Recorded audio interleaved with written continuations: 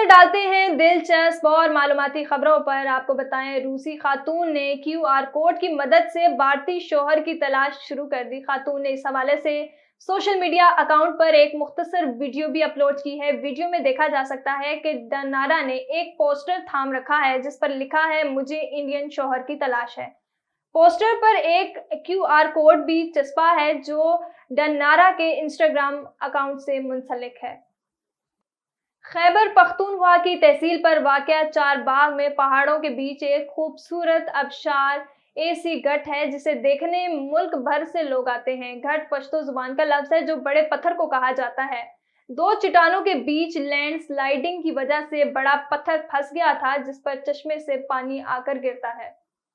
चीन में कुत्ते भी वेंडिंग मशीन में फरोख्त होने लगे। वेंडिंग मशीन से खाने पीने की अशिया खरीदना आम बात है। हर कोई इसके इस्तेमाल से आशना भी होता जा रहा है और टेक्नोलॉजी के इस बढ़ते इस्तेमाल के बायस चीन में एक ऐसी वेंडिंग मशीन सामने आई है जिसके जरिए पालतू जानवरों की फरोख्त की जा रही है।